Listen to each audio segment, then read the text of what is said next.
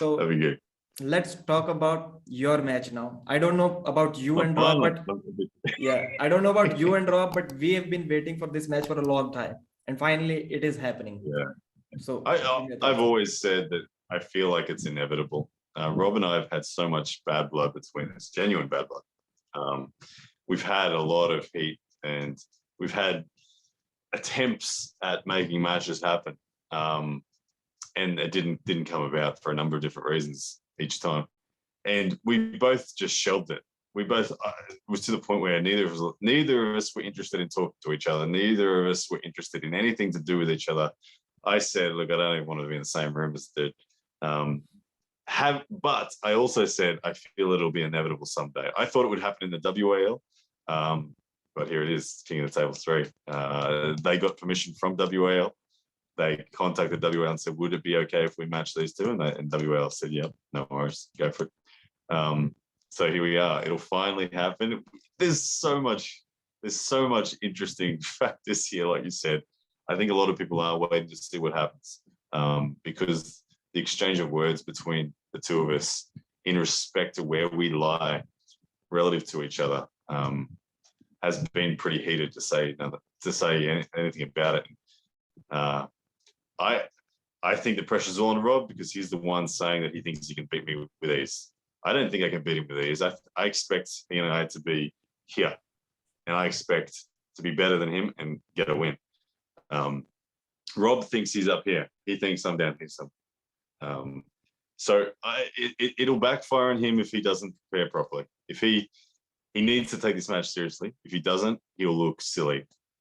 If he comes in casual mentally, particularly mentally, I know Rob's strong. We know Rob's strong, but if he comes in casually in a mental approach, if he's not focused and fired up, he'll find himself very quickly in a position where he's in trouble, and it'll all collapse. If Rob comes in fired up and aggressive and wanting the win and respecting what is across the table from him, then we have a good match and he may win it. But if he comes in casual, oh my goodness, he's going to look silly. So you were mentioning that you are cutting down to 86 kilos for Zloty, and right now you're at somewhere around 93 kilos. So how does that affect? So what? Do we have a weight cap yet? Before this match was offered, it's not official yet. It's 210 is what I keep on expressing and believing it will be at. Rob is a middleweight WAL hammer holder. I'm a middleweight at the end of the day in the respect to that. We can both artificially sort of go above our natural body weights and be around 220, even 225. Heaviest I've ever been was for Lachlan, which was 230. I don't see the point in that again. I don't personally want to do that. I'd much prefer to say 210 as a max. WAL pulls at 200. If Rob and I were pulling at WAL, it'd be 200. So given that I think Rob's a little heavier than me at the moment, I'm being a gentleman saying, look, let's make it 210 then, because I'm 200 right now. I could pull it 200 tomorrow. And as you said, I was preparing in my mind for Zloty as my next thing, and I thought, okay, to give myself the best chance of winning a Zloty title, I'll go for the 86 kilos. So I was tapering down, looking to sit around 90 kilos was the goal, and then water cut the last couple of kilos. But with this match, I'll get a bit heavier again. I'll get up to sort of 97, 98 kilos. And then if I have to do a slight water cut to 210 for the weigh-in. But with 3 months still to go before the match, I'm not worried about being light at the moment. I actually feel really healthy at the moment. I've been moving house, so that's helped drop a lot of weight. And moving house, as anyone would know who's done it before, it takes a lot of energy, and so I've dropped a lot of fat. I'm a lot leaner than I usually am. But yeah, I'll build it back up steadily and slowly, and I think 210 will be the way. Yeah, I do think that 210 is good makes sense for both of you. Like Rob has competed at 200 pounds for a long time, so he cannot really complain about 210 that he can't make weight. He can easily make weight, and you have been always around the same weight, maybe even lighter than that. So it will be fair for you too. And I want to go back to the Sasho Andreev match. I got kind of involved into that heat because I made a prediction with Yeah. you. So a lot of people were saying that since you were friends with Ryan Bowen and you predicted Rob to lose that match 6-0, because if you remember during that interview, right a few hours before Armbar started, I clearly said that Mhm. I just cannot see any way that Rob Vigent is going to take one pin against Sasha Andreev. So Yeah, I remember it. maybe I didn't like it. And a lot of people were saying that Rob didn't look his usual self against Sasho. He wasn't fired up. It is not possible. Like not for 1 second, I believed that Rob thought that he's going to win this match, because starting from when the match was announced, he never looked excited about that match. And when in front of you, when there is Storm Shalino and or Jordan Sill or Sasha Andreev, it is a completely different thing. Like if that match was again against Storm Shalino, we will see for sure the fired up Rob Vigent. But how can you get fired up in your own mind when you yourself believe that you don't have chances of winning? And when we see about this match against you, about your match, the day that match was announced, he's like literally jumping up and down. He's as excited as I've ever seen him, because he believes that he can win this match. Yeah. Yeah, the same thing that I see that in him too, and I'm glad he has that. For this match to be the best match it can be, we want both of us fired up. We want both of us believing we can win, and I think KOTT Sports recognizes that. I think that the energy between Rob and I will be so thick and real that it's gonna be full on. I don't think there's gonna be a match that I've experienced as full on as this, where two people come together with such a point to prove and such passion behind proving it. I expect Rob to really be fired up. He's usually a slow starter, but I don't think we'll see a slow start from Rob. I think he'll be belting the table already as he's walking out. He'll be like, let me at this little ginger from Australia. Let me at him. And that's good. I want that. I want the credibility. That's what I've been hunting. I haven't had the chance to get the credibility. I've been committed to arm wrestling for 9 years now, and I haven't had the chance to get the credibility that I believe I deserve. This is a huge opportunity for me. It's a big step up. It's a couple of steps up the ladder. If I was in the WAL still, naturally my next match was Brendan Lemon Melville Hill. I've gotten through him. Then I would have been in the conversation of, okay, now you can have a crack at Rob. But time has gone by and things have changed, and here's the opportunity. I believe I have the tools to trouble Rob significantly. I believe I analyze well someone's game. I believe I can see where people like to be and see where people don't like to be. And I'm keeping my cards very close to my chest in my preparations, because this match matters a lot to me. So I'm not going to be telling you how I'm going to beat Rob. I'm not going to be putting training videos out where I'm doing what I will do specifically against Rob. But one thing I know that I am good at is reading arm wrestling. I can read it. I don't believe Rob can read it anywhere near to the level that I can. Rob is strong. Rob has aces that are superior to mine in those respects. If I were to fight him in those lanes, I'm in trouble. But there are very clear lanes that I can put him in that aren't his aces. And they might not even necessarily be my aces, but I'm far more willing to go into places that are different and just get a stop. Honestly, a stop anywhere with my hand and wrist still in the battle will mean that I'm going to win.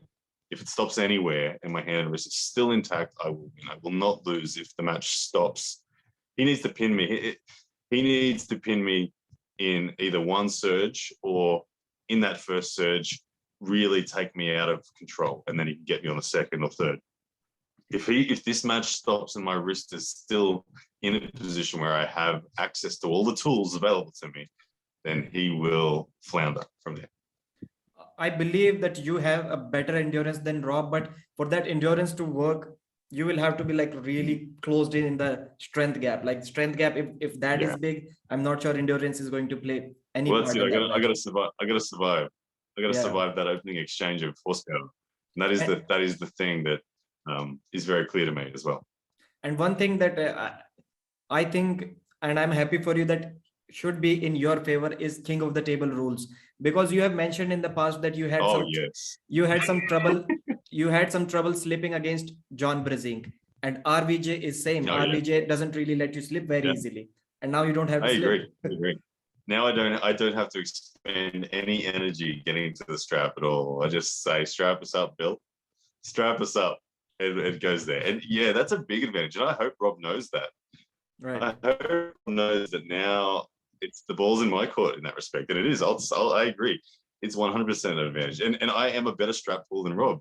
I think Rob would be kidding himself if he tried to say he's a better strap puller than me. And when I say that, I'm not talking about strength. I'm talking about execution in the strap. He is not a particularly good strap puller. He was a very bad strap puller for a long time. He tried to fix it because Todd Hutchins used to beat him over and over and over again in the straps. And he used to have troubles with people like Craig Touye and Storm Chelino in the straps. He'd often just lose in the straps and be like, what the hell? He fixed it, you know, in a basic sense. He fixed it and he got happy. But the strap has been my life for 9 years. I spend 95% of my training time in the strap when I'm pulling.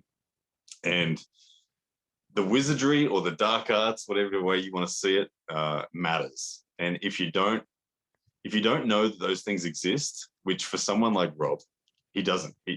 You only know what you know at the end of the day. And there's all these unknowns for Rob in the straps. He doesn't know there's more to learn. He doesn't recognize there's more to take. And those little things, I have dedicated a lot of energy, a lot of thought, a lot of study, very close, precise study. I've had endless conversations with Jordan Davis and Devon Larratt on this exact topic of how to maximize every little bit of the strap. And I've even sat there with John Brzenk and chatted with John, and he said, I have never thought about the strap as much as you do. Just when we were talking about the strap, he's like, this is crazy how much you've thought about the strap. Because John was always just too strong people that he didn't have to think much. But one of the most beautiful things about the sport, and one of my personal favorite things, is the weaker man can win. And the strap is a tool that allows you to find things. And if you're ahead of the curve that your opponent's on in respect to your strap execution, you really can negate a superior strength. So I will go out on the record to say Rob's a stronger human. He is. He's a stronger human. His bicep strength is better. He's got a bigger hand, and his subsequent wrist flexion is better. I would guess our pronation is probably similar. I don't think my pronation's bad at all. I think his is solid. I think my wrist rise and his wrist rise, I'm guessing are probably similar. I know mine's decent, but I'm sure his is fine. I do believe I have better side pressure in a supinated sense. I believe if we both ended up supinated, I would win the endurance battle, and he would not be able to get through my elbow, and I'd get through his, and I'd end up pressing. So I believe I have superior position in that. But the question is how much? How much is that superior strength of his? How superior is it? And is it enough to get past my elbow and my strapping ability? Because I tell you what, when that strap gets on and I get tied to Rob, if he doesn't pin me in one surge and I get a stop, you'll see a look on my face. Like there will be a moment of smile where I'll feel I've got it. I might be 20 seconds away from the pin yet, but I'll know I've already got it. And Rob won't even know that I've got it. He'll still think he's in the battle. And he'll try and there'll be a magical moment where Rob will look over at me just to check on what's going on. And he'll see a look of happiness on my face when he was expecting a look of struggle. That's the dream I'm dreaming. I'm seeing that again and again and again. That's where I want to take the match. And can't wait to find out if I can do it. So I think you are going to be faster than Rob for sure. I think you will be, because we have seen Rob against Todd Hutchings, and I don't really remember him being faster than Todd Hutchings too. And like Todd Hutchings is not a fast arm wrestler. Rob's a catcher at the end of the day. Rob is a catcher unless he's way too strong for someone. Then he'll go. But he expects to catch for sure. So I want to go back to the Lachlan and Adair match once again. If Lachlan was, let's say, 10% slower than you, could you have done anything to his wrist in that match? We saw you were attempting a top roll. I actually don't think that Lachlan is faster than me. What you saw on the day was Lachlan is tremendously stronger than me. That it negated my ability to be fast. he was just that strong that I couldn't be fast. The best way to stop someone's speed is to have a superior strength in your hand. There was nothing, I couldn't be fast anywhere because it was instantly contained in static threat. So I don't think that I'm slow by any stretch. When you see me against people that I am matched up with in a power sense, I'm 90% of the time the first one to move. I don't think I'll have a drama based on Rob's record of being the first one to move when he's pulling people in his weight category. Craig Tuyer's obviously faster than him. Storm was faster than him. Justin was faster than him. Well, I was faster than Justin. When I pulled Justin, I was the first one to move. So I think that I'll be the first one to move against Rob. The question is, will I blow through his hand with that speed? Will I get into a hard hook? Will I get into a deep hook? Will I get into a Kingsmove? I don't know. There's lots of options. I'm happy with any of them, to be honest. But like I said, I keep my cards close. So we will see. What do you think I'm going to do, Pradeep? Am I going to go for a side pressure drive? I'm going to try to top roll. I'm going to post and get high. First of all, you have never arm wrestled RVJ. We all know that. So I think both of you will kind of know what you need to do after the match starts. This is what I am seeing. Like, you don't know how strong his cup is going to be, whether you will be able to maintain flat wrist against him, or you can top roll him. Like, I don't think any one of you know that right now. Yeah, so we don't know. We don't know. And that's one thing I'm happy about, is the fact that neither of us know. I think helps me. I believe I'm a much more diverse arm wrestler in a technique sense. I believe I'm far better at adapting to an adjustment in a technical respect. I pride myself on comeback wins in super matches. When I went on that 11-match super match streak, I think 6 or 7 of those matches I lost the first round, and yet I won all of them. I don't mind. I'm okay losing the first round. I usually go away from the first round going, okay, I felt their lane, that was superior, but I also felt a pretty strong suspicion that over here they're weak, or they're not ready, or it's not protected as well. And then I'll go to that door, not with an obvious setup, but just with a decoy. I mean, I pride myself on technical arm wrestling, the combat side of the sport, traps and dead spaces. I'll make them believe I'm going somewhere, and then I'll go to where their weakness is. Prior to a match, I'll analyze and try to the best of my ability, win round one, because I want to win all the rounds. I never lose the first round deliberately, but so I will anticipate what I think it's going to feel like, based on his superior bicep, his superior wrist flexion, and I think our arms are going to be very similar. We're very similar height, very similar elbow to wrist length. His hand is bigger, but I believe our elbow to fingertip is ultimately the same. So if his hand is bigger, that means my wrist line's above his. So I'm very calculated. My wrist line will be above his, but our fingertips will be the same. I'm very calculated. And when it comes to the biomechanics of the direction off the go, very calculated on what needs to happen. So I don't even know. Rob, it's probably confusing Rob if he's listening to this. When I talk about me having a slightly higher wrist line than him, he probably has no idea what that means in terms of how that affects his hand. He's probably confused already. He was confused when Giannis was talking to him about his promotion being defeated by Sasho. He didn't know what that meant. So this is what I'm dealing with. I'm dealing with a really strong basic moving arm wrestler. Good that you mentioned the Justin Bishop match. You said that you were faster than Justin. We know that you lost that match, but both of you have progressed. You in terms of overall improvement, and Justin in terms of weight. So he has gained a lot of weight since then, I believe. So he has also gotten better. So right now you could be close, or I believe you could have slight advantage. You can beat Justin Bishop right now. I'm sure you think the same. Like, you can beat Justin Bishop. Let's assume that right now. And when we saw Justin against Rob, I do. I believe I could beat Justin. I believe I could beat him, and in the way that I beat him last time, which was the top roll. I believe I could top roll him.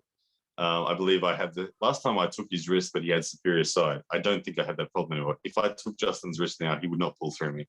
I also believe I could beat him if it ended up in a hook. I'm not sure I could necessarily force a hook, but if Justin was scared of me top rolling him and he gripped me deep, then we'd just go in. And I believe if we went in, I think I'd win. So I just, within myself, I feel I have the game to beat Justin at the moment. And Justin took a round off Rob and didn't look out of place for sure. He faced him. So again, anyone who thinks this is a gross mismatch is they're just ill-educated on the balances of power. And yeah, it's the reality of it. You'll see come March 27. Yeah, so that Justin versus Rob match could be a big point of consideration for you, because even in second round he was able to take Rob right to the pad, and then Rob brought him back, and the third round entered quite in the center, then Rob pinned him. And honestly, there is no way I'm going, if I get Rob down to 2 inches from victory, I will not be dragged back and pinned. I just won't. I have better endurance. I won't make the mistake of giving away all my access and security like Justin did. Justin made an error in that second round where he overcommitted to the attempt to pin, and he lost his hand position. He didn't have any security in his hand. I will not do that. If I drive and move Rod's arm that way and he stops me, he will then have to get through a perfect defense. My defense I will not give away my hand and wrist and compromise my control at the expense of looking for a pin. If I pin Rob, I will be pinning Rob when I have full control. There won't be any desperate side pressure with everything gone, unless he's blowing through my hand and taking it off me by force. So I won't make that same mistake Justin did. But it is a good point that Justin was able to do that. And reality is my balance level with Justin is fair. And when you asked me how I think that match is going to go, I was thinking about you pinning Rob as soon as you get a chance to, or maybe trying to bleed him, because I genuinely believe that in round one you will definitely get that chance, just like Justin Bishop. So I think a wise decision for you, if you believe your endurance is better, to be hold him in a position. If you're, like you said, you're confident, trust me, he's not going to bring I've you already back. I've already started saying I'm going to make Rob pin himself, and in the psychology of having that said to you by someone, it pisses you off, and I know it would piss Rob off immensely. Rob would hate it more than anything to pin himself, but the flip side is keep fighting, and if he's going to keep fighting in an inferior position, it's only going to cost him in the later rounds. So will Rob be brave enough to actually pin himself and look me in the eye and know that I was right in when I said that? Because I won't pin him. If in round one, if I get control, I will not pin him. He will have to pin himself. I won't do it. I will keep it there and say, how long are we going to fight this for? I will fight from here for the next hour if you don't pin yourself. I will. I'll just stay here because it's only draining your fuel more than mine. So he will have to. If I'm going to win that round one, it is with him pinning himself, or him double elbow fouling or something. And you need to do that as well, because we have seen that he can come back from first loss. Like your super matches, you lose round one. Same thing has happened with Rob for a long time. Like he loses round one, then he comes back. So I think it is a must for you. And most of the times it is a wise decision to pin yourself if you are saying that you're losing the endurance battle because of the superior position your opponent is in. But when someone has told you that you are going to pin yourself, man, you need to rethink those thoughts. Maybe your ego won't let you pin yourself. Like I said, he's going to hate it. If it goes that way, that he's in that position and he has to make that decision, it's a very hard decision, because I'm the last person on earth he wants to concede that to. He will want to fight. Every fiber of his body, instinct he has, will say, fight back. Do not pin yourself. He'll want me to pin him. And because the thing is, often when you get a superior position and you've got every fundamental wrapped up, it's still difficult to pin. Even from here, if I'm here on someone, it's not easy to press through. And someone of Rob's bicep strength, it's not going to be easy to press through. But the thing about being in this position is it's an unbreakable defense. Rob could not, if I'm here, Rob cannot get out. But he can stop me from pinning him. But the longer we sit there and wait for something to happen, the more he bleeds and the less I bleed. So he will, and that's the thing that makes people fight as well. Not only is that the mental position, but Rob's bicep strength is still going to be enough that I wouldn't be able to get through. But the thing is, I won't try. I'll know I can't get through, and I will just go, all right, we're here. I'll set up shop and set up camp, and I'll sit here. What about you? Are you going to sit there, or are you? And because he's going to say to me, he might, if his ego is too big, he'll be like, pin me then, and I'll be like, no, I said you're going to pin yourself, because he'll know that I can't pin him yet, and that's probably true. I've been in that position before where I can't actually pin. I've seen Devon Larratt against Matt Mask in that position where Devon's here and Matt says pin it, and Devon says I can't, but Devon's in utter control and Matt can't get out, and eventually Matt pins himself. It's a very interesting style of arm wrestling. I love it. It's a Devon Larratt strategy. I really resonate with it. Feels good on the table. It's where I would most ideally love to end up. How I get there, it's quite a journey, but I'd love to end up right here. So any predictions you have for that match? Oh, look, I'm respectfully, I expect it to be a match. I'm coming in with the intent of winning it 6-0. But respectfully, I believe Rob and I are very even. Like I said, I believe he has superior strength in the bicep. I believe he has superior strength in the wrist flexion. I believe I have a superior elbow and side pressure if the match is supinated. I believe I have more endurance. I believe he has more explosivity in a power sense. I expect this to be a match. Yeah. So I'm not going to give it a prediction. I'm coming in with the intent of winning, but anyone could win on the day. I'm fine with that.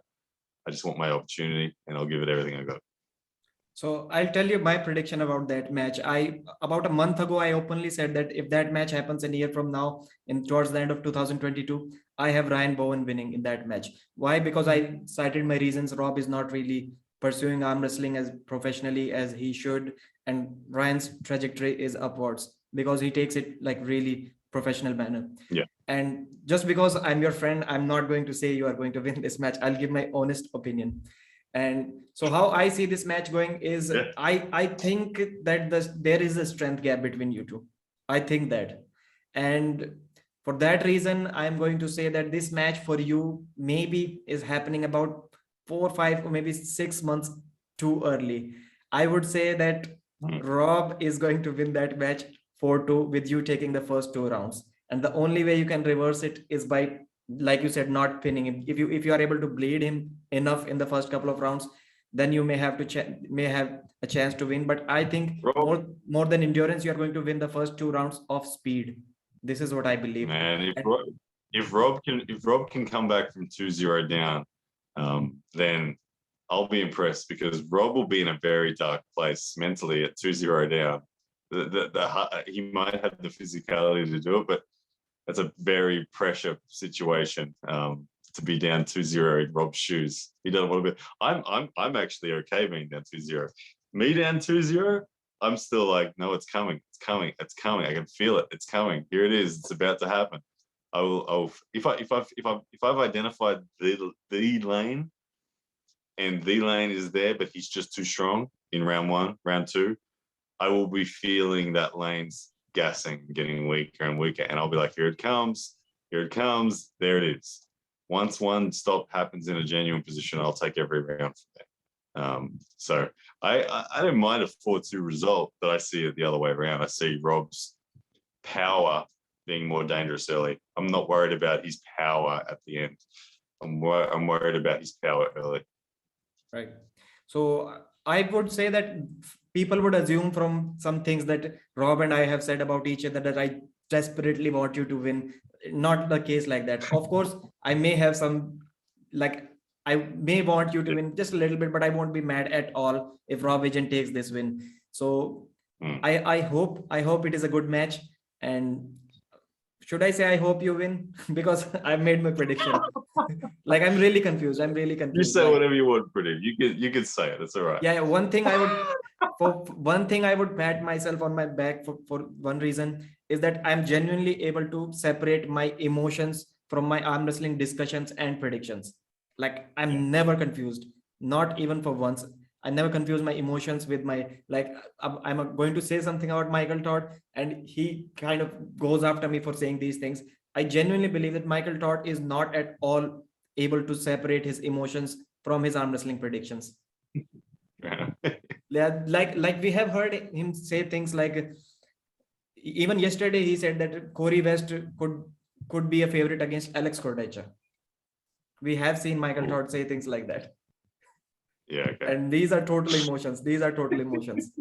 So let's hope it is a good match. Let's hope it is a good match. I won't be totally mad if Rob Vichent wins that match, and I'll be happy if you win that match. So let's talk about It's the match I've been waiting. It's the match I've been waiting for so long. I can't wait for it. I really am happy that it's happened. I'm happy Rob's excited. It's the coming out party that I've been waiting for. And yeah, just bring it on. Bring it on. And hi, Rob Vichent. I know you're watching this video. I want you to be on my channel next. So let's talk about finally, before we end this interview, Devon versus Levan Saginashvili. I know you are really good at hyping matches up, but please keep that hype up to your channel. Yeah, hype? Hype? Just realism? I want okay. honest, realistic opinions here. Okay. It's king of the table, so the pendulum swings slightly in respect to helping Devon, more so than if it wasn't king of the table. Devon will do better because it starts in straps, and he'll do better because it's got some leniency in messing around during the start.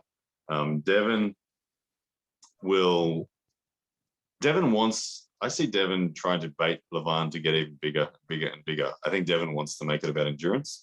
I think Devon wants to get him breathing heavy, and I think Devon will use a strategy where he's really putting a lot of work and dragging out the starts a lot. Devon will be breathing heavy himself, but because Devon's going to get as heavy as he possibly can, I believe. But I think he's going to back his endurance to be, his aerobic capacity to be better than Levan's, no matter what. Levan is the overwhelming favorite, has to be, and he is. He's fundamentally stronger than Devon everywhere. In a muscular sense, Levan is stronger everywhere. Back pressure, wrist flexion, pronation, all of it. Side pressure, a lot. I believe Devon has better connective tissue and better flexibility and range. I believe there is, if Devon gets stuck anywhere in the middle of the ultimate deep hook or the ultimate outside move, I believe Devon will get flattened.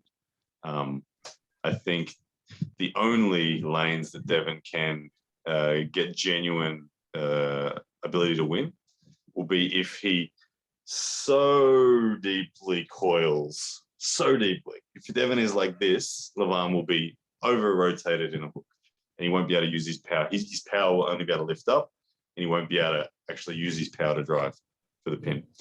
I see that as actually the fully supinated deepest hook in the world. I actually feel is the safest place for Devon to be if he could get there.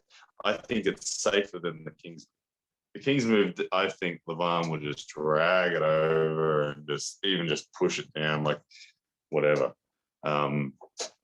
So then I have to say, well, what are the probability of Devon getting to that super mega deep hook position? And it's about 3%. It's about 3% in round one. It's about 4% in round two. It's about 6% in round three. It's about 10% in round four. It's about 13% in round five, and it's about 20% in round six. So the likely outcome is 6-0 Levan, but it's not impossible. It's not impossible.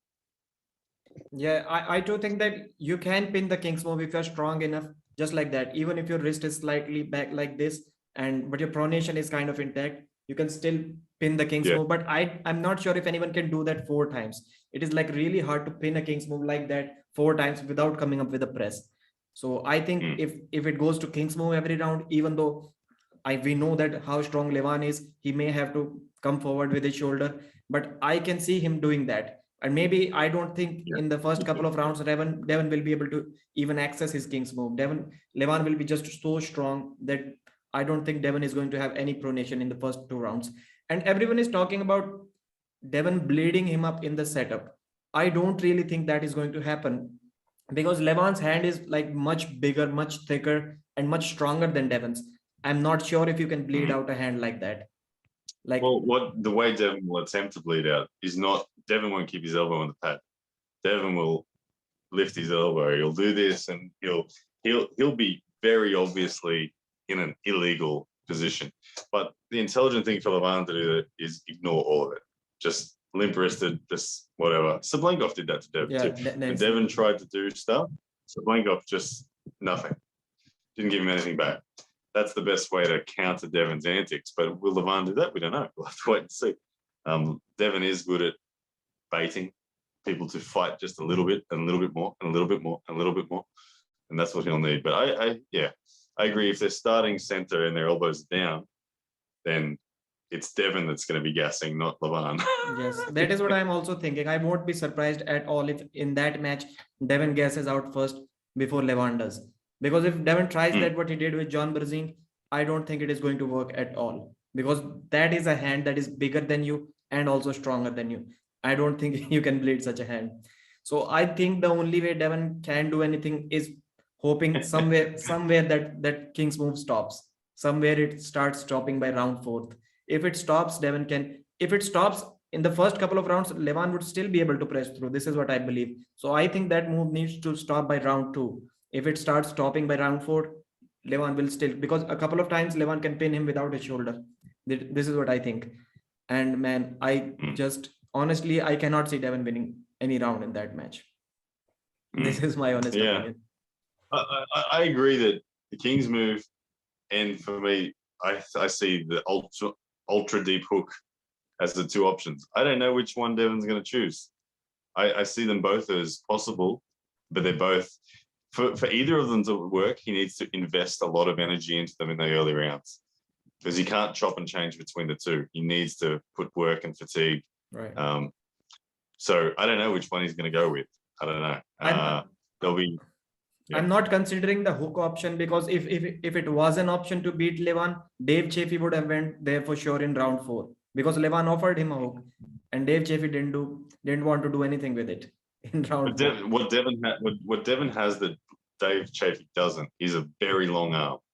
A very long arm and a very big hand in a length sense means that in this position, he has the high ground, and any side pressure from Levan slides down. Where if you're the shorter armed guy slightly, which I think Dave, I don't know if Dave was shorter than Levan, but he wasn't taller than Levan. Right. You're in a vertical position. You're not in this position. Your forearm's like this. And so you're much more likely to get down pressure on you.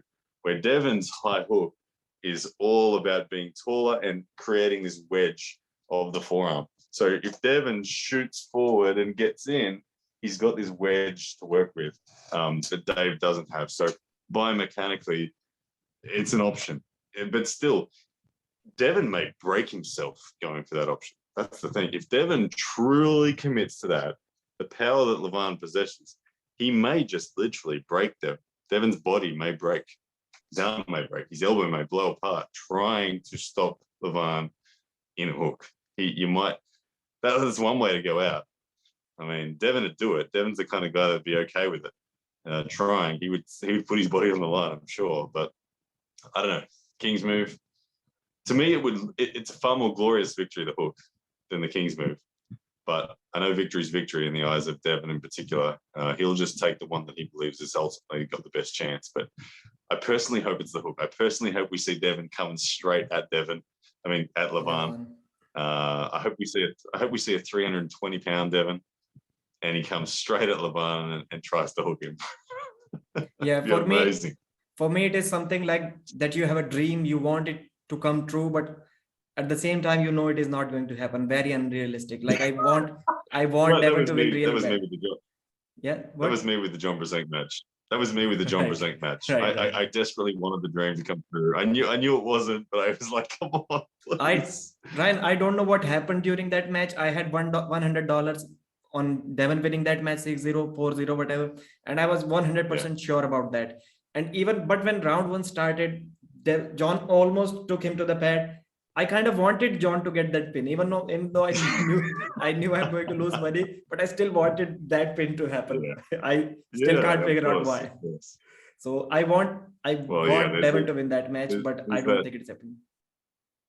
There's that storybook, there's that movie characteristic to it, to have someone have the GOAT come out of retirement and do it one more time is always magical. So it's understandable. So anything else you want to add? Or to say to the Man, viewers? no, nothing real else. Just I'm really looking forward to this. This is what I have been waiting for a long time. I'm really happy that King of the Table offered it. There's still a few things that need to be done. There is a lot of red tape for me to get there. I can get into Dubai, no worries. I have to wait till 2 months prior to the event, which is still a few weeks away yet, before I can officially apply for my exemption from the Australian government to get there. So there's no reason on paper you can get there with the exemption for business travel. I have all of the contracts. I have a letter from KOTT Sports, so there's no reason for Australian government to knock me back. I will have to do 2 weeks quarantine in a hotel when I get home, and I'm certainly willing to do that for this opportunity. So that's the final hurdle, is that application. So I've signed the contract with KOTT Sports. They're aware that I can only apply to the Australian government 2 months out. They've given me, like I said, all the supporting documents. So that's the final little bloody red tape hurdle that we need to get through. That was why when you heard the whole me not signing a contract thing and Rob coming out prematurely on it, was because of that. Rob was supposed to wait till there was no red tape left, but Rob got excited and let the cat out of the bag. But so here we are. But anyway, there is one final red tape hurdle, and let's just all keep our fingers crossed and pray that it's fine, because I want this match desperately. I wish you best luck, man. And so let's wrap this up. On King of the Table 3 is on March 27th, right? Yeah. And King of the Table 4 is on June 25th. And East versus West is on February 12th. And before that, on January 8th, Lachlan Adair versus Todd Hutchings and Travis Bagent versus Brandon Elsesser. Again, if you have watched this till now, please join Ryan Bowen's channel as a member to watch that live stream. And it is a pay-per-view, and we have explained in the beginning, so please watch that. And if you haven't subscribed to my channel yet, please do so right now and go over to Ryan Bowen's channel and please subscribe to his channel, and also join as a member to watch that live stream for free. All right, thank you, Ryan. It was a pleasure talking to you. Thank you, man. Yeah, absolutely. All the best. Bye.